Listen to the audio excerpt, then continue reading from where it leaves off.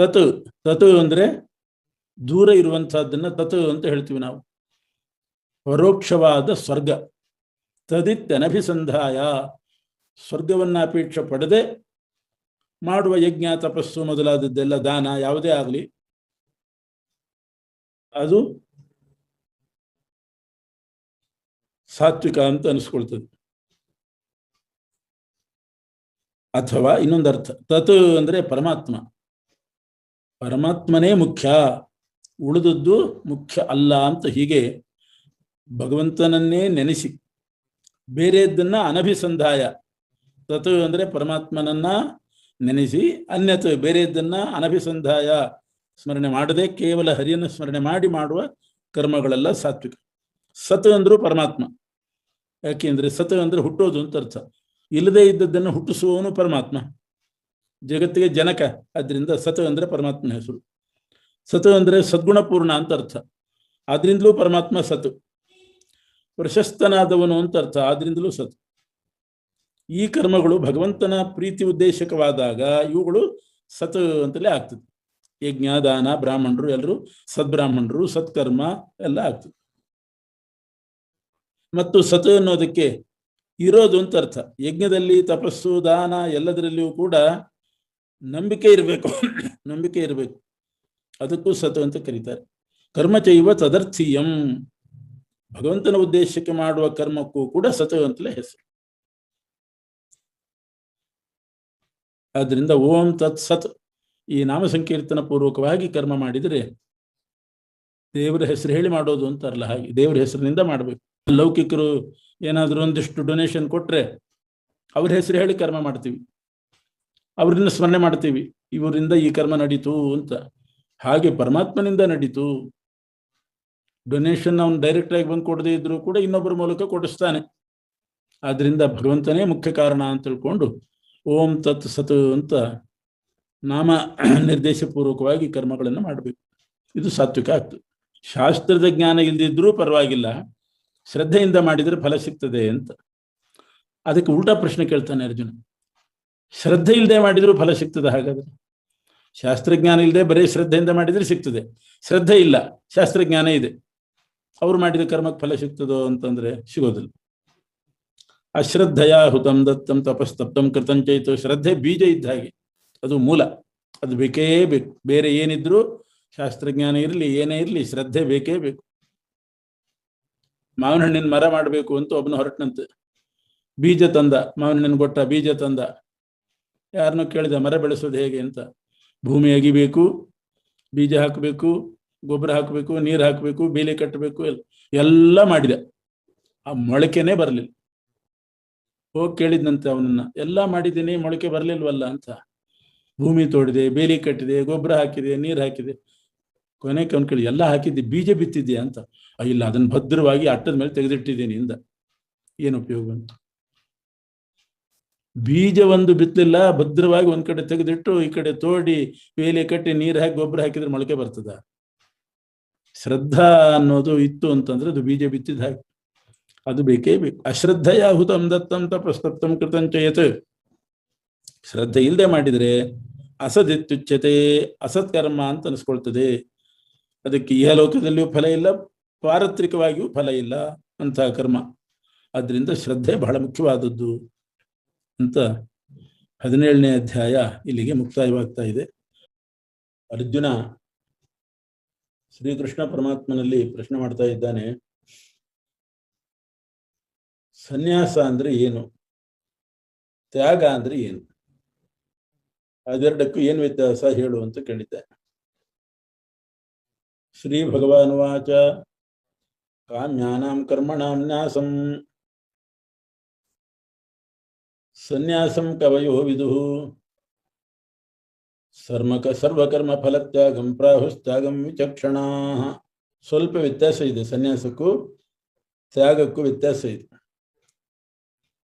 ಮೇಲ್ ನೋಡುವಾಗ ಒಂದೇ ಅರ್ಥ ಕಾಣ್ತದೆ, ಸನ್ಯಾಸ ಅಂದ್ರೂ ಬಿಡೋದು, ತ್ಯಾಗ ಅಂದ್ರೂ ಬಿಡೋದು ಅಂತಲೇ ಅರ್ಥ. ಆದರೆ ಸ್ವಲ್ಪ ವ್ಯತ್ಯಾಸ ಇದೆ ಅಂತ ಕೃಷ್ಣ ಅಭಿಪ್ರಾಯ ಪಡ್ತಾನೆ.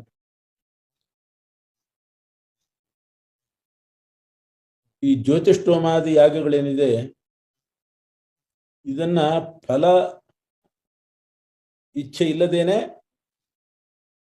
ಮಾಡೋದು. ಈ ಜ್ಯೋತಿಷ್ಠೋಮಾದಿ ಯಾಗಗಳು ವೈಕಲ್ಪಿಕ ಕಾಮ್ಯಕರ್ಮ ಅಂತ ಕರೆಸ್ಕೊಳ್ತವೆ. ಅಂದ್ರೆ ಸ್ವರ್ಗಾಪೇಕ್ಷೆಯಿಂದಲೂ ಮಾಡ್ಬೋದು, ಭಗವಂತನ ಪ್ರೀತಿಯಾಗಿ ಆಗ್ಲಿ ಅಂತಲೂ ಮಾಡ್ಬೋದು. ಇದು ಇಂಥ ಕರ್ಮಗಳನ್ನ ವೈಕಲ್ಪಿಕ ಕರ್ಮ ಅಂತ ಕರೀತಾರೆ. ಫಲೇಚ್ಛೆ ಇಲ್ಲದೇನೆ ಮಾಡಿದರೆ ಆವಾಗ ಸನ್ಯಾಸ ಅಂತ ಅನಿಸ್ಕೊಳ್ತದೆ. ಇನ್ ಕೆಲವು ಕರ್ಮಗಳಿದೆ, ಮಕ್ಕಳಾಗಬೇಕು ಅಂತ ಮಾಡುವ ಕರ್ಮ, ಇದೆಲ್ಲ ನಿಯಮೇನ ಕಾಮ್ಯಕರ್ಮಗಳು, ವೈಕಲ್ಪಿಕವಾಗಲ್ಲ, ನಿಯಮೇನ ಕಾಮ್ಯಕರ್ಮಗಳೇ ಅವು. ಇದು ಜ್ಯೋತಿಷ್ಠೋಮಾದಿಗಳು ಕಾಮ್ಯನೂ ಆಗಬಹುದು, ಅಕಾಮ್ಯನೂ ಆಗಬಹುದು. ಅಂಥ ಜ್ಯೋತಿಷ್ಠೋಮಾದಿಗಳನ್ನ ಫಲಾಶೆ ಮಾತ್ರ ಬಿಟ್ಟು ಮಾಡೋದು ಅಷ್ಟೆ, ಈಶ್ವರ ಪ್ರೀತಿ ಆಗಲಿ ಅಂತ. ಕಾಮ್ಯಕರ್ಮಗಳೇನಿದೆ ಅದನ್ನ ಕರ್ಮನೇ ಬಿಟ್ಬಿಡೋದು, ಅದನ್ನ ಮಾಡತಕ್ಕದ್ದೇ ಅಲ್ಲ. ಹೀಗೆ ಜ್ಯೋತಿಷ್ಠೋಮಾದಿಗಳಲ್ಲಿ ಫಲಾಪೇಕ್ಷೆಯನ್ನು ಬಿಡೋದು, ಅದರ ಅನುಷ್ಠಾನ ಮಾಡೋದು, ಫಲಾಪೇಕ್ಷೆ ಬಿಡೋದು, ಇದು ಸನ್ಯಾಸ. ಹಾಗೆ ನಿಯಮೇನ ಕಾಮ್ಯವಾದಂಥ ಪುತ್ರೇಷ್ಟಿ ಅವುಗಳನ್ನು ಬಿಡೋದು, ಅದು ಕೂಡ ಸನ್ಯಾಸ ಅಂತಲೇ ಅನಿಸ್ತದೆ. ಅದು ಕರ್ಮನೇ ಮಾಡಬಾರ್ದು, ಕರ್ಮ ಸ್ವರೂಪವನ್ನೇ ಬಿಟ್ಟುಬಿಡೋದು. ಹೀಗೆ ಸನ್ಯಾಸ. ತ್ಯಾಗ ಅಂತಂದ್ರೆ ಪರಮಾತ್ಮನ ಪ್ರೀತಿ ಒಂದು ಉದ್ದೇಶ ಇರಬೇಕು, ಬೇರೆ ಫಲದ ಆಸೆಯನ್ನು ಬಿಡೋದು ತ್ಯಾಗ. ಸ್ವಲ್ಪ ವ್ಯತ್ಯಾಸ ಇದೆ ಅಂತ ಸನ್ಯಾಸ ಮತ್ತು ತ್ಯಾಗದ ಬಗ್ಗೆ ವಿವರಣೆ ಕೊಟ್ಟಿದ್ದಾನೆ. ಕೆಲವರು ತ್ಯಾಜ್ಯಂ ದೋಷವದಿತ್ತೇಕೆ ಕರ್ಮ ಪ್ರಾಹುರ್ ಮನುಷ್ಯನ, ಕರ್ಮವನ್ನೇ ಮಾಡಬಾರ್ದು, ಕರ್ಮನೇ ಬಿಟ್ಬಿಡ್ಬೇಕು ಅಂತ ಕೆಲವರು ಹೇಳ್ತಾರೆ.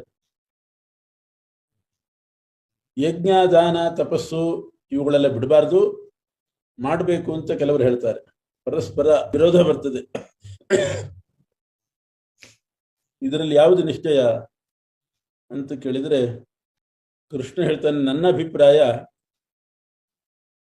ಯಜ್ಞದಾನ ತಪಸ್ಸು ಇಂಥ ಕರ್ಮ ಬಿಡಬಾರ್ದು, ಮಾಡಲೇಬೇಕು. ಅದು ಮನುಷ್ಯನನ್ನ ಪಾವನಗೊಳಿಸ್ತಕ್ಕಂಥದ್ದು.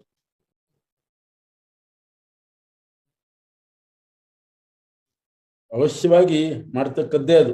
ಕರ್ಮ ಬಿಡಬೇಕು ಅಂತ ಹೇಳೋದು ವಿರುದ್ಧ ಆಯ್ತಲ್ಲ. ಹಾಗಾದ್ರೆ ಮಾಡಲೇಬೇಕು ಅಂತಂದ್ರೆ ಫಲಾಶೆಯಿಂದ ಕರ್ಮ ಮಾಡಬಾರ್ದು, ಅದನ್ನು ಬಿಡಬೇಕು ಅಂತ ಹಾಗರ್ಥ ಮಾಡ್ಬೇಕು.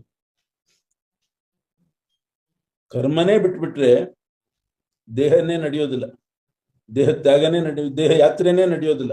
ತ್ಯಾಗದಲ್ಲಿ 3 ಅಂಶಗಳು ಸೇರಿದೆ: ಫಲತ್ಯಾಗ, ಕರ್ಮ ಮಾಡುವಾಗ ಮಮತಾ ತ್ಯಾಗ, ತಾನು ಸ್ವತಂತ್ರ ಕರ್ತ ಅನ್ನುವಂಥ ಅಭಿಮಾನ ತ್ಯಾಗ. ಹೀಗೆ 3 ವಿಧ ಕರ್ಮ ಇದೆ. ತ್ಯಾಗ 3 ವಿಧ. ತ್ಯಾಗದಲ್ಲಿ ಸಾತ್ವಿಕ, ರಾಜಸ, ತಾಮಸ ಅಂತ 3 ಪ್ರಕಾರ. ಅದನ್ನು ಕೃಷ್ಣ ವಿವರಿಸ್ತಾನೆ. ಕೆಲವರು ಕರ್ಮವನ್ನೇ ಬಿಡ್ತಾರೆ, ನಿಯತವಾದ ಕರ್ಮ, ವಿಹಿತವಾದ ಕರ್ಮವನ್ನೇ ಬಿಡ್ತಾರೆ.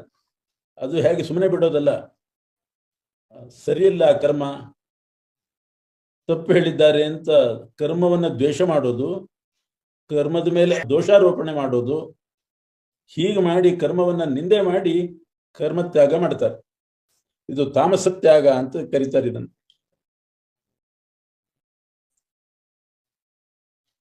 ಏನಾದ್ರೂ ಒಂದು ಕರ್ಮ ಹೇಳಿದ್ರೆ ಹೇಳಿದ ಬುದ್ಧಿ ಇಲ್ಲ, ಈ ಕರ್ಮ ತಪ್ಪಿದು, ಸರಿಯಲ್ಲ, ಹೀಗೆ ದೋಷಾರೋಪಣೆ ಮಾಡಿ ಬಿಡೋದು. ಇನ್ ಕೆಲವರು ಕರ್ಮ ಬಿಡ್ತಾರೆ, ಅದು ರಾಜಸ ತ್ಯಾಗ. ನನ್ನ ಕೈಲಿ ಆಗೋದಿಲ್ಲ, ಬಹಳ ಕ್ಲೇಶ ಆಗ್ತದೆ ಮಾಡುವಾಗ, ದೇಹಕ್ಕೆ ಕ್ಲೇಶ ಬಹಳ, ತುಂಬಾ ದುಃಖ ಅನುಭವಿಸ್ಬೇಕಾಗ್ತದೆ ಕರ್ಮ ಮಾಡುವಾಗ, ರೋಗ ಬರ್ತದೆ, ಆಯಾಸ ಆಗ್ತದೆ, ಅದರಿಂದ ನಾನು ಕರ್ಮ ಮಾಡೋದಿಲ್ಲ ಅಂತ ಹೇಳಿ ಈ ನೆಪ ಹೇಳಿ ಬಿಡ್ತಾರೆ. ಇದು ರಾಜಸ ತ್ಯಾಗ. ಸಾತ್ವಿಕ ತ್ಯಾಗ ಅಂತಂದ್ರೆ ಕರ್ಮ ಮಾಡ್ತಾರೆ, ಫಲದಾಸೆ ಬಿಡ್ತಾರೆ, ಮಮತೆ ಬಿಡ್ತಾರೆ. ಇದು ಸಾತ್ವಿಕ ತ್ಯಾಗ. ಫಲದಾಸೆ ಮಮತೆ ಬಿಡಬೇಕು, ಸಾತ್ವಿಕ ತ್ಯಾಗ. ಕರ್ಮನೇ ಬಿಡೋದು, ಅದು ನನ್ನ ಕೈಲಾಗೋದಿಲ್ಲ ಅಂತ ನೆಪ ಹೇಳಿ ಬಿಡೋದು ರಾಜಸ. ಕರ್ಮವನ್ನ ದೂಷಣ ಮಾಡ್ತಾ ಬಿಟ್ರೆ ಅದು ತಾಮಸ ತ್ಯಾಗ. ಸಾತ್ವಿಕ ತ್ಯಾಗ ಯಾರು ಮಾಡ್ತಾರೆ ಅವನು ಭಗವಂತನ ಮಹಿಮೆಯನ್ನು ಯಥಾವತ್ತಾಗಿ ತಿಳಿದಿರ್ತಾನೆ, ಅಹಂಕಾರ ಮಮತೆಗಳನ್ನು ಬಿಡ್ತಾನೆ, ಫಲಾಪೇಕ್ಷೆ ಬಿಟ್ಟಿರ್ತಾನೆ, ಕಾಯಕ್ಲೇಶ ದುಃಖ ಆದರೂ ಅದನ್ನು ಸಹಿಸಿಕೊಂಡು ಪರಮಾತ್ಮನಿಗೆ ಅರ್ಪಣೆ ಮಾಡುವ ಬುದ್ಧಿಯಿಂದ ಆಚರಣೆ ಮಾಡ್ತಾ ಇರ್ತಾನೆ. ಅದು ಸಾತ್ವಿಕ ತ್ಯಾಗಿಯ ಲಕ್ಷಣ. ಫಲಾಪೇಕ್ಷೆ ಬಿಡದೆ ಕರ್ಮ ಮಾಡಿದರೆ 3 ಥರ ಫಲ ಸಿಗ್ತದೆ. ಅನಿಷ್ಟ ನರಕಾದಿಗಳು ಆಗ್ತದೆ. ಫಲಾಪೇಕ್ಷೆ ಬಿಡದೆ ಫಲಾಸೆ ಇಟ್ಕೊಂಡು ಕರ್ಮ ಮಾಡಿದರೆ ನರಕವೂ ಆಗಬಹುದು, ಅಪೇಕ್ಷಿತವಾದ ಸ್ವರ್ಗಾದಿಗಳು ಸಿಗ್ತದೆ, ಸುಖ ದುಃಖ ಮಿಶ್ರ ಫಲವೂ ಸಿಗ್ತದೆ, ಅಂತಹ ಮನುಷ್ಯ ಜನ್ಮ ಸಿಗ್ತದೆ.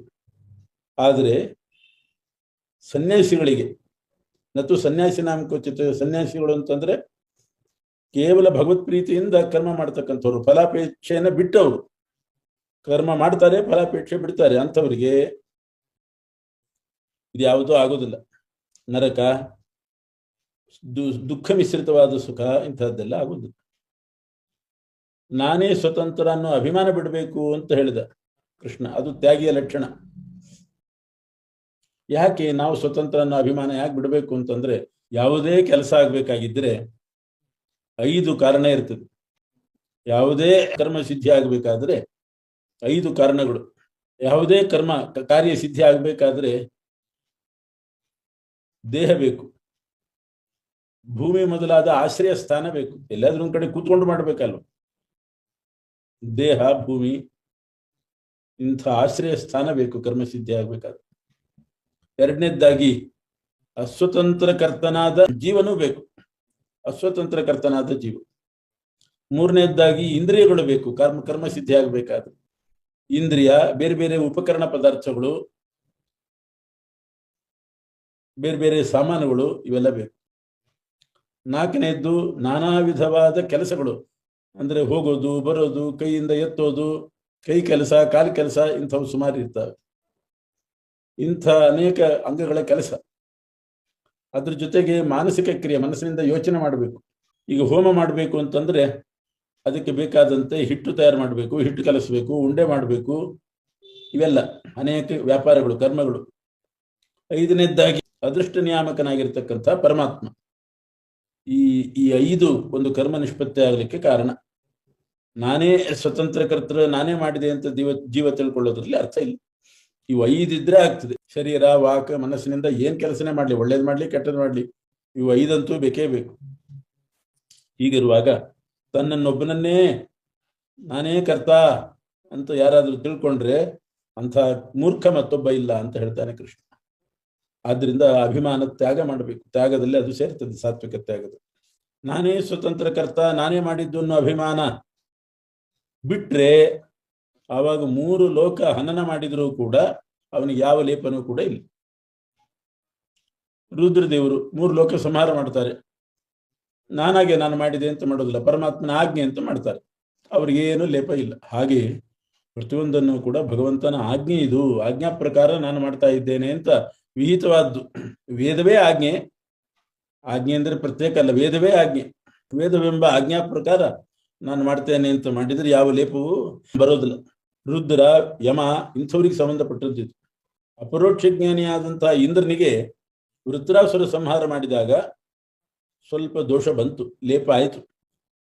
ಇಂದ್ರನಿಗೆ ಸ್ವಲ್ಪ ಲೇಪ ಆಯಿತು ಅಂತ ಅನಿಸ್ತದೆ. ಆದರೆ ವೃತ್ರಮಹತ್ವ ಮಹಾನಾಸ ಅಂತ, ಅದರಿಂದ ಅವನಿಗೆ ಲೇಪ ಏನೂ ಬರಲಿಲ್ಲ,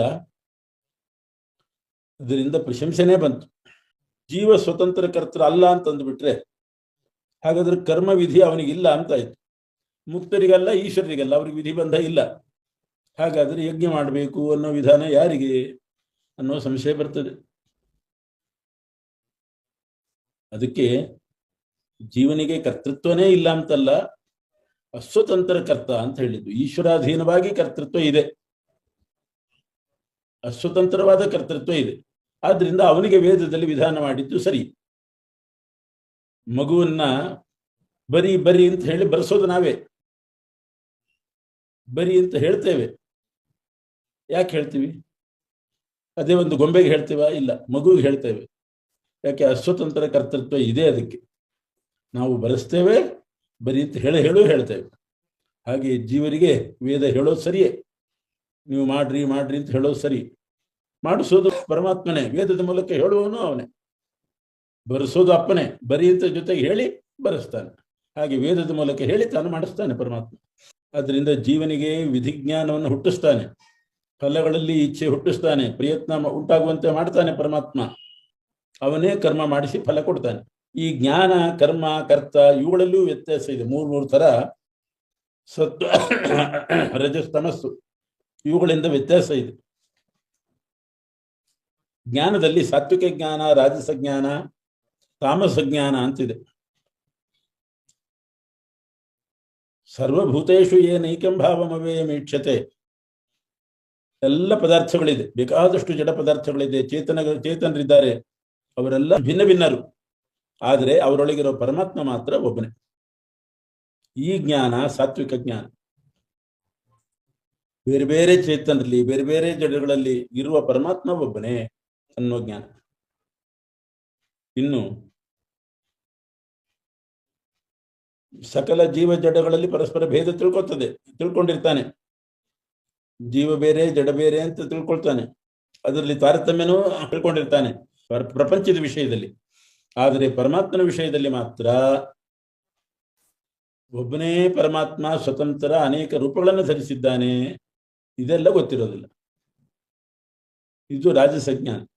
ಪ್ರಪಂಚದಲ್ಲಿ ಭೇದ ಜ್ಞಾನ, ತಾರತಮ್ಯ ಜ್ಞಾನ ಎಲ್ಲ ಇರ್ತದೆ. ಪರಮಾತ್ಮನ ವಿಷಯದಲ್ಲಿ ಎಲ್ಲ ಕಡೆ ಇರೋ ಪರಮಾತ್ಮ ಒಬ್ಬನೇ, ಅವನು ಸರ್ವೋತ್ಕೃಷ್ಟ. ಈ ಜ್ಞಾನ ಬೇಕು. ಅದರಲ್ಲಿ ಸಂಶಯ ರೂಪವಾಗಿದ್ದರೆ ಅದು ರಾಜಸ ಆಗ್ತದೆ. ತಾಮಸ ಜ್ಞಾನ ಅಂತಂದ್ರೆ ನಾನೇ ಬ್ರಹ್ಮ ಅಂತ ತಿಳ್ಕೊಳ್ಳೋದು. ಹೀಗೆ ಜೀವಬ್ರಹ್ಮರ ಐಕ್ಯ ಜ್ಞಾನ ಏನಿದೆ, ಇದು ತಾಮಸ ಜ್ಞಾನ. ಇನ್ನು ಕರ್ಮದಲ್ಲಿ 3 ವಿಧ. ವಿಹಿತವಾದ ಕರ್ಮ ಮಾಡೋದು, ಭಗವಂತನಿಗೆ ಅರ್ಪಿತವಾಗಲಿ ಅಂತ ಮಾಡೋದು, ರಾಗದ್ವೇಷ ಬಿಟ್ಟು ಮಾಡೋದು, ಫಲಾಸೆ ಇಲ್ಲದೆ ಮಾಡೋದು, ಇದು ಸಾತ್ವಿಕ ಕರ್ಮ. ಫಲಾಸೆಯಿಂದ ಮಾಡಿದರೆ, ಅಹಂಕಾರದಿಂದ ಮಾಡಿದರೆ, ಬಹುಲ ಆಯಾಸಕರವಾದ ಕರ್ಮ ಮಾಡಿದರೆ ಅದು ರಾಜಸ ಕರ್ಮ. ಇನ್ನೊಬ್ಬರಿಗೆ ಅನರ್ಥ ಮಾಡಬೇಕು ಅಂತ ಮಾಡುವ ಕರ್ಮ, ಬಲಕ್ಷಯ, ಧನಕ್ಷಯ, ಆಯುಷ್ಯಕ್ಷಯ, ಪುಣ್ಯನಾಶ, ಕರ್ಮದಿಂದ ಇನ್ನೊಬ್ಬರಿಗೆ ಹಿಂಸೆ, ಇದೆಲ್ಲ ಆಗ್ತದೆ. ಇಂಥ ಕರ್ಮ ತಾಮಸ ಕರ್ಮ. ಇನ್ನು ಕರ್ತೃ 3 ಥರ. ಅಹಂಕಾರ, ಮಮಕಾರ ಬಿಟ್ಟವನು, ಫಲಾಪೇಕ್ಷೆ ಬಿಟ್ಟವನು, ಧೈರ್ಯ ಉತ್ಸಾಹದಿಂದ ಕೂಡಿ ಕೆಲಸ ಮಾಡುವವನು, ಫಲ ಸಿಗಲಿ ಸಿಗದೇ ಇರಲಿ ನನ್ನ ಕರ್ತವ್ಯ ನಾನು ಮಾಡಿದ್ದೇನೆ ಅಂತ ನಿರ್ವಿಕಾರನಾಗಿರುವವನು, ಇವನು ಸಾತ್ವಿಕ ಕರ್ತ. ಫಲಾಪೇಕ್ಷೆ ಉಳ್ಳವನು, ಲೋಭಿಯಾಗಿ, ಹಿಂಸಾತ್ಮಕನಾಗಿ, ಅಶುದ್ಧನಾಗಿ, ಫಲಸಿದ್ಧಿ ಆದರೆ ಸಂತೋಷ, ಇಲ್ಲದೆ ಇದ್ರೆ ಕೋಪ, ಶೋಕ, ಈ ರೀತಿ ಮಾಡ್ತಕ್ಕಂಥವನು ರಾಜಸಕರ್ತ ಅಂತ ಕರೆಸ್ಕೊತಾನೆ. ಭಗವದರ್ಪಣೆ ಮಾಡದೇನೆ, ಪರಮಾತ್ಮನಿಗೆ ಅರ್ಪಣೆ ಮಾಡದೆ, ಭಗವದ್ ಭಕ್ತಾದಿಗಳು ಇಲ್ಲದೆ ಮಾಡ್ತಕ್ಕಂಥವನು, ದುರಹಂಕಾರದಿಂದ ಮಾಡೋದು, ಗೂಢವಾದ ದ್ವೇಷ ಇಟ್ಟುಕೊಂಡು ಕರ್ಮ ಮಾಡೋದು, ಅದು ವಿಹಿತವಲ್ಲದ ನೀಚ ಕರ್ಮಗಳನ್ನು ಮಾಡ್ತಕ್ಕಂಥವನು, ಇವರೆಲ್ಲ ತಾಮಸಕರ್ತರು ಅಂತ ಕರೆಸ್ಕೋತಾರೆ. ಬುದ್ಧಿಯಲ್ಲಿಯೂ 3 ಥರ ಇದೆ. ಬುದ್ಧಿ, ಧೈರ್ಯ, ಅದರಲ್ಲಿಯೂ 3 ಥರ. ಸಂಸಾರ ಪ್ರವೃತ್ತಿಗೆ ಕಾರಣ ಯಾವುದು? ಕಾಮ್ಯಕರ್ಮ. ಅಕಾಮ್ಯ ಕರ್ಮ ಜ್ಞಾನ ಮಾರ್ಗ, ಅದು ಮೋಕ್ಷಕ್ಕೆ ಕಾರಣ. ಇದನ್ನು ತಿಳಿದವನು, ಇದನ್ನು ತಿಳಿಯುವ ಬುದ್ಧಿ, ಅದು ಸಾತ್ವಿಕ ಬುದ್ಧಿ. ನಿಷಿದ್ಧಾಚರಣೆಯಿಂದ ಭಯಪಡುವ ಬುದ್ಧಿ,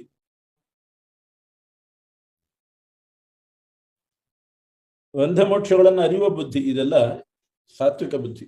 ಧರ್ಮ, ಅಧರ್ಮ, ಕರ್ತವ್ಯ, ಅಕರ್ತವ್ಯ, ಬಂಧ, ಮೋಕ್ಷ ಇದರ ಬಗ್ಗೆ ಪರಿಚಯನೇ ಇಲ್ಲದೇನೆ, ಸರಿಯಾದ ತಿಳುವಳಿಕೆ ಇಲ್ಲದೇನೆ ಸಂದಿಗ್ಧವಾಗಿ ತಿಳ್ಕೊಳ್ಳುವವನು, ಅಂಥ ಬುದ್ಧಿ ಏನಿದೆ ಆ ಬುದ್ಧಿ ರಾಜಸ ಬುದ್ಧಿ. ಅಧರ್ಮವನ್ನೇ ಧರ್ಮ ಅಂತ ತಿಳ್ಕೊಳ್ಳುವ ಬುದ್ಧಿ, ಎಲ್ಲ ಪದಾರ್ಥಗಳನ್ನು ವಿಪರೀತವಾಗಿ ತಿಳ್ಕೊಳ್ಳೋದು, ಅದು ತಾಮಸ ಬುದ್ಧಿ. ಮನಸ್ಸು, ಇಂದ್ರಿಯ, ಪ್ರಾಣಗಳು ಯಾವುದು ದುರ್ಮಾರ್ಗಕ್ಕೆ ಹೋಗದಂತೆ ತಡೆಯೋದಕ್ಕೆ ಧೈರ್ಯ, ಸಾತ್ವಿಕ ಧೈರ್ಯ ಅಂತ ಕರೀತಾರೆ. ಫಲಾಪೇಕ್ಷೆಯಿಂದಾಗಿ ಆ ಮನಸ್ಸು, ಇಂದ್ರಿಯ ಇವುಗಳನ್ನು ತಡೆಯೋದು, ಅದು ರಾಜಸ ಧೈರ್ಯ ಅಂತ ಕರೆಸ್ಕೊಳ್ತದೆ.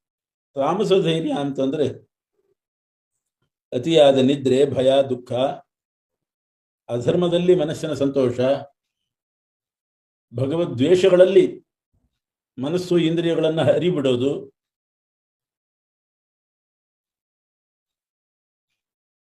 ಅಂಥ ಧೈರ್ಯ ತಾಮಸ ಧೈರ್ಯ.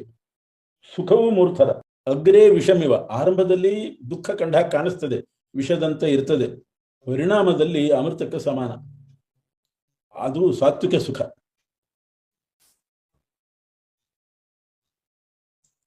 ಆರಂಭದಲ್ಲಿ ಅಮೃತದಂತೆ, ಪರಿಣಾಮದಲ್ಲಿ ವಿಷದಂತೆ ಕಾಣೋದು, ಅಂಥ ಸುಖ ರಾಜಸ ಸುಖ. ಆರಂಭದಲ್ಲಿಯೂ ವಿಷ, ಕೊನೆಯಲ್ಲಿಯೂ ವಿಷವಾಗೇ ಆ ರೀತಿ ಇರುವಂತಹ ಸುಖ ತಾಮಸ ಸುಖ. ಒಟ್ಟು ಸತ್ವರಜಸ್ತಮ ಗುಣಗಳ ಪ್ರಭಾವಕ್ಕೆ ಒಳಗಾಗದೇ ಇದ್ದದ್ದು ಯಾವುದೂ ಇಲ್ಲ. ಸಂಸಾರದಲ್ಲಿರುವ ಪ್ರತಿಯೊಂದು ಸತ್ವರಜಸ್ತಮ ಗುಣಗಳಿಗೆ ಒಳಗಾಗಿ ಸಾತ್ವಿಕ, ರಾಜಸ, ತಾಮಸ ಅಂತ ಭೇದ ಭಿನ್ನವಾಗಿದೆ. 4 ವರ್ಣಗಳಿಗೆ ವಿಹಿತವಾದ ಕರ್ಮ ಯಾವುದು? ಪ್ರತಿಯೊಂದು ವರ್ಣದವರು ತಮ್ಮ ತಮ್ಮ ವರ್ಣಾಶ್ರಮ ಧರ್ಮ ಮಾಡಬೇಕು ಅಂತ ಹೇಳಿದ ಕೃಷ್ಣ. ಯಾರ್ಯಾರಿಗೆ ಯಾವ ಧರ್ಮ ವಿಹಿತವಾಗಿದೆ ಅಂತಂದ್ರೆ ಕೃಷ್ಣ ಹೇಳ್ತಾನೆ, ಅವರವರ ಸ್ವಭಾವಕ್ಕೆ ಅನುಗುಣವಾದ ಸತ್ವ ರಜಸ್ ತಮಸ್ಸಿಗೆ ಅನುಗುಣವಾಗಿ ಕರ್ಮಗಳನ್ನು ವಿಭಾಗ ಮಾಡಿದ್ದಾರೆ.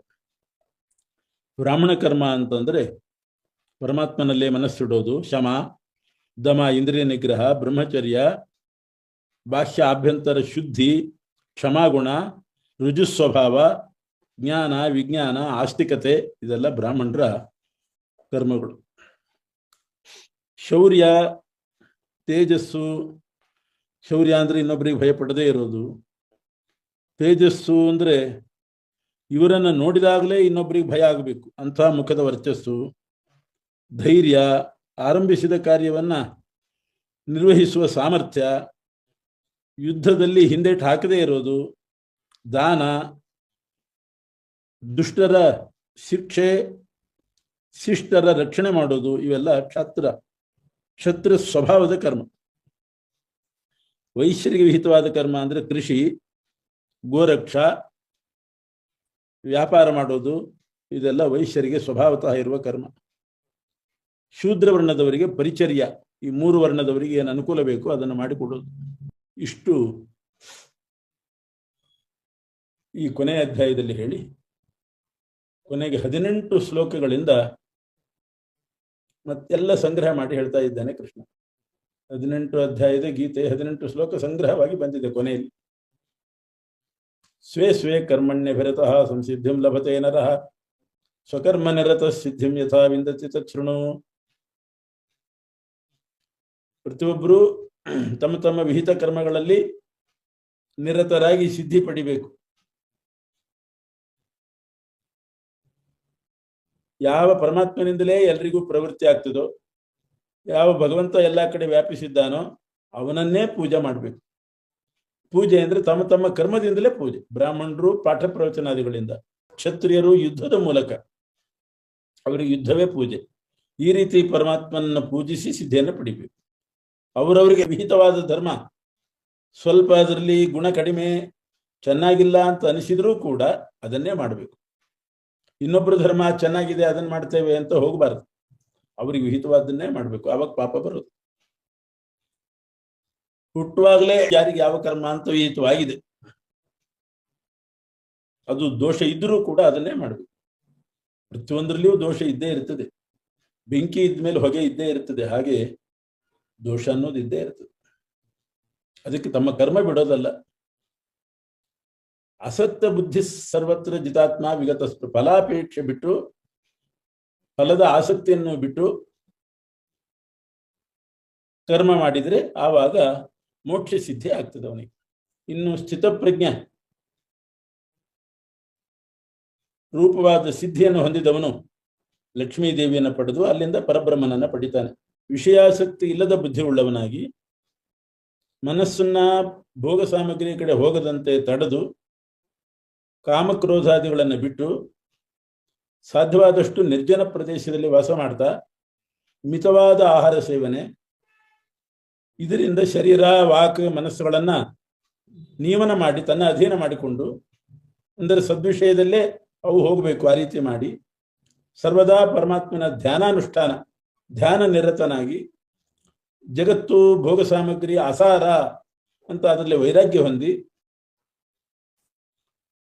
ನಾನೇ ಕರ್ತ ನಾನೇ ಸಮರ್ಥ ಅಂತನ್ನುವ ದರ್ಪ ಅಹಂಕಾರಗಳನ್ನ, ಕೋಪ ಇತ್ಯಾದಿಗಳನ್ನ ಬಿಟ್ಟವನಾಗಿ ಸಾಧನೆ ಮಾಡುವವನು ಪರಬ್ರಹ್ಮನಲ್ಲಿ ಸ್ಥಿರವಾಗಿ ಮನಸ್ಸು ನೆಲೆಸಲಿಕ್ಕೆ ಸಮರ್ಥನಾಗ್ತಾನೆ. ಅಂಥವನು ಭಕ್ತಿಯಿಂದ ನನ್ನನ್ನು ಚೆನ್ನಾಗಿ ತಿಳ್ಕೊಂಡು ನನ್ನೊಳಗೆ ಪ್ರವೇಶ ಮಾಡ್ತಾನೆ, ಮೋಕ್ಷ ಪಡಿತಾನೆ. ಎಲ್ಲಾ ಕರ್ಮಗಳನ್ನು ನನ್ನನ್ನೇ ಆಶ್ರಯಿಸಿ ನನ್ನ ಸ್ಮರಣಪೂರ್ವಕವಾಗಿ, ಅಂದ್ರೆ ಕೃಷ್ಣನೇ ಕರ್ತ ಭಗವಂತ ಅಂತ ಕರ್ಮ ಮಾಡುವವನು ಶಾಶ್ವತವಾದ ಮೋಕ್ಷ ಪಡಿತಾನೆ. ಭಗವಂತನ ಸರ್ವೋತ್ತಮತ್ವವನ್ನು ತಿಳ್ಕೊಂಡವನಾಗಿ ಬುದ್ಧಿಯೋಗವನ್ನು ಹೊಂದಿ ಸದಾ ಪರಮಾತ್ಮನ ಚಿತ್ತನಾಗಿ ನೀನಿರು. ನನ್ನಲ್ಲಿ ಮನಸ್ಸಿಟ್ಟವನಾದ್ರೆ ನೀನು ಎಲ್ಲಾ ದುರ್ಗ ಪ್ರದೇಶಗಳನ್ನು ದಾಟಿ, ಎಲ್ಲವನ್ನೂ ದುಃಖ ಕ್ಲೇಶವನ್ನು ದಾಟಿ ನನ್ನ ಅನುಗ್ರಹದಿಂದ ಸಂಸಾರದಿಂದ ಮುಕ್ತನಾಗ್ತೀವಿ. ಅಹಂಕಾರದಿಂದ ನನ್ನ ಮಾತು ಕೇಳದೇ ಇದ್ರೆ ನಾಶ ಹೊಂದುತ್ತೀವಿ. ಈಗ ಅಹಂಕಾರದಿಂದ ನಾನು ಯುದ್ಧ ಮಾಡೋದಿಲ್ಲ ಅಂತ ಏನೋ ಕೂಡ್ತಾ ಇದ್ದಿ, ಇದು ನಿನ್ನ ಕೈಲಿ ಸಾಧ್ಯ ಇಲ್ಲ. ಯಾಕೆಂದ್ರೆ ನಿನಗೆ ಬಿಡ್ಲಿಕ್ಕೂ ಸ್ವಾತಂತ್ರ್ಯ ಇಲ್ಲ, ಮಾಡ್ಲಿಕ್ಕೂ ಸ್ವಾತಂತ್ರ್ಯ ಇಲ್ಲ. ಬಿಡ್ತೇನೆ ಅಂದ್ರೆ ಬಿಡ್ಲಿಕ್ಕೂ ನಿಂಗೆ ಸ್ವಾತಂತ್ರ್ಯ ಇಲ್ಲ. ಪ್ರಕೃತಿ ಅಧೀನವಾಗಿ ನೀನು ಮಾಡಲೇಬೇಕಾಗ್ತದೆ. ನಿನಗೆ ಗೊತ್ತಿಲ್ಲದೆ ನೀನು ಕರ್ಮ ಮಾಡಬೇಕಾಗ್ತದೆ. ಯಾಕೆಂದ್ರೆ ಪರಮಾತ್ಮ ಎಲ್ಲರ ಹೃದಯದಲ್ಲಿ ಇದ್ದುಕೊಂಡು ಜೀವರನ್ನ ತಿರುಗಿಸ್ತಾ ಇದ್ದಾನೆ. ಅವನನ್ನೇ ಮರೆ ಹೊಕ್ಕು, ಅವನನ್ನೇ ತಂದೆ ತಾಯಿ ಗುರು ಅಂತ ಸರ್ವಭಾವದಿಂದ ಭಜಿಸು, ಉತ್ತಮವಾದ ಶಾಂತಿ ಮೋಕ್ಷ ಸಿಗ್ತದೆ. ಹೀಗೆ ನಿನಗೆ ಇಷ್ಟು ವಿಷಯವನ್ನು ಹೇಳಿದ್ದೇನೆ. ಇದನ್ನು ವಿಮರ್ಶೆ ಮಾಡು. ಆಮೇಲೆ ನಿನಗೆ ಏನ್ ಮಾಡಬೇಕು ಅನ್ನಿಸ್ತದೋ ಅದನ್ನು ಮಾಡು. ಇನ್ನೂ ಒಂದು ವಿಷಯ ಹೇಳ್ತೇನೆ. ನೀನು ನನಗೆ ಅತ್ಯಂತ ಇಷ್ಟ ಅಂತ ತಿಳ್ಕೊಂಡು ನಿನಗೆ ಹಿತವಾದ ಒಂದು ನುಡಿಯನ್ನು ಹೇಳ್ತೇನೆ. ನನ್ನಲ್ಲೇ ಮನಸ್ಸಿಡು, ನನ್ನ ಭಕ್ತನಾಗು, ನನ್ನನ್ನು ಉದ್ದೇಶಿಸಿ ಯಜ್ಞಯಾಗಗಳನ್ನು ಮಾಡು, ನನಗೇ ನಮಸ್ಕಾರ ಮಾಡು, ನನ್ನನ್ನು ನೀನು ಪಡಿತಿ. ನೀ ನನಗೆ ಪ್ರಿಯನಾಗಿದ್ದೆ, ಆದ್ರಿಂದ ಇದನ್ನು ಪ್ರತಿಜ್ಞೆ ಮಾಡಿ ಹೇಳ್ತಾ ಇದ್ದೇನೆ. ಸರ್ವಧರ್ಮಾನ್ ಪರಿತ್ಯಜ್ಯ, ಸಹಜವಾದ ಧರ್ಮಗಳು ಅಂದ್ರೆ ಕಾಮ್ಯಕರ್ಮಗಳು.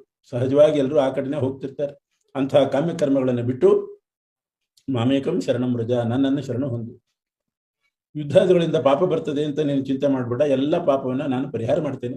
ಇದನ್ನ ತಪಸ್ವಿಗಳಿಗೆ ಹೇಳಬೇಕು, ಭಕ್ತರಿಗೆ ಹೇಳಬೇಕು, ಶುಶ್ರೂಷೆ ಮಾಡುವವರಿಗೆ ಹೇಳಬೇಕು, ಇಲ್ದಿದ್ದವ್ರಿಗೆ ಹೇಳಬಾರ್ದು. ಇದನ್ನು ಕೇಳಿ ಸುಮ್ಮನೆ ಇದ್ರ ಮೇಲೆ ಅಸೂಯೆಯಿಂದ ಕೃಷ್ಣ ಏನೋ ಹೇಳಿದ್ದಾನೆ ಅಂತ ದೋಷಾರೋಪ ಮಾಡುವವರಿಗೆ ಹೇಳಲಿಕ್ಕೆ ಹೋಗಬೇಡ. ಇದನ್ನ ಭಕ್ತರಿಗೆ ಹೇಳು, ನಿನಗದ್ರಿಂದ ಶ್ರೇಯಸ್ಸಾಗ್ತದೆ. ನಮ್ಮಿಬ್ಬರ ಸಂವಾದ ರೂಪವಾದ ಇದನ್ನ ಶ್ರವಣ ಮಾಡ್ತಾರೋ ಅವರು ಜ್ಞಾನಯಜ್ಞದಿಂದ ನನ್ನನ್ನ ಪೂಜೆ ಮಾಡಿದ ಹಾಗೆ ಲೆಕ್ಕ. ಯಾರು ಇದನ್ನ ಅಧ್ಯಯನ ಮಾಡ್ತಾರೋ, ನಮ್ಮಿಬ್ಬರ ಸಂವಾದವನ್ನ ಶ್ರವಣ ಮಾಡ್ತಾರೋ, ತಿಳ್ಕೊಳ್ತಾರೋ, ನಾನು ಅವರಿಂದ ಜ್ಞಾನಯಜ್ಞದ ಮೂಲಕ ಪೂಜ್ಯನಾದಂತೆ ಲೆಕ್ಕ. ಇದೊಂದು ವಿಶೇಷವಾದ ಭಗವಂತನ ಪೂಜೆ ಗೀತಾಶ್ರವಣ ಅನ್ನೋದು. ಶ್ರದ್ಧಾವಂತನಾಗಿ ದೋಷಾರೋಪಣೆ ಮಾಡದೆ ಯಾರು ಶ್ರವಣ ಮಾಡ್ತಾರೋ ಅವರು ಮುಕ್ತರಾಗಿ ಉತ್ತಮ ಲೋಕವನ್ನೇ ಪಡಿತಾರೆ. ಅರ್ಜುನ ಏಕಾಗ್ರಚಿತ್ತನಾಗಿ ಇದನ್ನು ಕೇಳಿದ್ದೆ ತಾನೆ. ಈಗ ನಿನಗೆ ಅಜ್ಞಾನದ ಮೋಡ ಕವದಿತ್ತು, ಅದು ಹೋಯ್ತಷ್ಟೇ ಅಂತ ಕೇಳಿದಾಗ ಅರ್ಜುನ ಹೇಳ್ತಾನೆ, ನಷ್ಟೋ ಮೋಹ ಸ್ಮೃತಿರ್ಲಬ್ಧ ತ್ವತ್ಪ್ರಸಾದಾನ್ ಮಯಾಚ್ಯುತ. ಹೌದು, ಸ್ವಲ್ಪ ಮೋಹ ಬಂದಿತ್ತು, ಅದು ಹೋಯ್ತು. ಈಗ ಹಳೆಯ ಸ್ಮೃತಿ ಎಲ್ಲ ಬರ್ತಾ ಇತ್ತು. ಮೊದಲಿತ್ತು ಜ್ಞಾನ ಇತ್ತು, ನನಗೆ ಮೋಡ ಕವದಿತ್ತು. ನಿನ್ನ ಉಪದೇಶದಿಂದ ಮೋಡ ಹೋಯ್ತು. ಈಗ ನನಗೆ ಹಿಂದಿನ ಸ್ಮರಣೆ ಬರ್ತಾ ಇದೆ. ನಿನ್ನ ಅನುಗ್ರಹದಿಂದ ಸಂದೇಹ ಹೋಯ್ತು. ನಿನ್ನ ಮಾತು ನಡೆಸ್ತೇನೆ, ಯುದ್ಧ ಮಾಡ್ತೇನೆ ನಾನು ಅಂತ ಇಷ್ಟು ಅರ್ಜುನ ಹೇಳಿದ್ದಾನೆ. ಇದನ್ನ ಸಂಜಯ ಧೃತರಾಷ್ಟ್ರನಿಗೆ ಹೇಳಿದ. 10ನೇ ದಿವಸ ಯುದ್ಧ ಆಗಿ 10ನೇ ದಿವಸ ಭೀಷ್ಮಪಾತವಾದಾಗ ಧೃತರಾಷ್ಟ್ರ ಯಾಕೆ ಭೀಷ್ಮಪಾತ ಆಯಿತು, ಏನೇನು ನಡೀತು ಮೊದಲಿಂದ ಹೇಳು ಅಂತ ಕೇಳಿದ್ದಕ್ಕೆ, ಮೊದಲು ಈ ರೀತಿ ಗೀತೋಪದೇಶ ನಡೀತು, ರೋಮಾಂಚಕರವಾದದ್ದು. ನಾನು ಅದನ್ನ ಶ್ರವಣ ಮಾಡಿದೆ. ಅರ್ಜುನನಿಗೆ ಹೇಳುವಾಗ ನಾನು ಶ್ರವಣ ಮಾಡಿದ್ದೇನೆ ಅಂತ ಸಂಜಯ ಧೃತರಾಷ್ಟ್ರನಿಗೆ ಹೇಳ್ತಾ ಇದ್ದಾನೆ.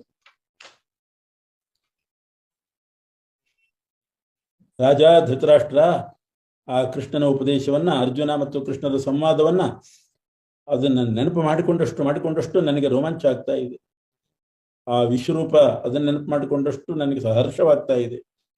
ಎಲ್ಲಿ ಆ ಯೋಗೀಶ್ವರನಾದ ಕೃಷ್ಣ ಮತ್ತು ಧನುರ್ಧಾರಿಯಾದ ಅರ್ಜುನರಿರ್ತಾರೋ ಅಲ್ಲಿ ಸಂಪತ್ತು, ವಿಜಯ ಎಲ್ಲವೂ ಕೂಡ ಗಜ, ಅಶ್ವಾಧನ, ಧಾನ್ಯಾದಿ ಸಂಪತ್ತು, ನ್ಯಾಯ ಎಲ್ಲವೂ ಕೂಡ ಇರ್ತದೆ ಅಂತ ಅನ್ನೋದು ನನಗೆ ನಿಶ್ಚಯವಾಗಿದೆ ಅಂತ ಇಷ್ಟು ಹೇಳಿ ಸಂಜಯ ಧೃತರಾಷ್ಟ್ರನ ಹತ್ರ ವರದಿ ಒಪ್ಪಿಸಿದ್ದಾನೆ ಅನ್ನೋಲ್ಲಿಗೆ ಗೀತೆಯ 18ನೇ ಅಧ್ಯಾಯ ಸಮಗ್ರ ಗೀತೆಯೂ ಕೂಡ ಮುಕ್ತಾಯವಾಗ್ತಾ ಇದೆ. ಶ್ರೀಕೃಷ್ಣ ಅರ್ಪಣಮಸ್ತು.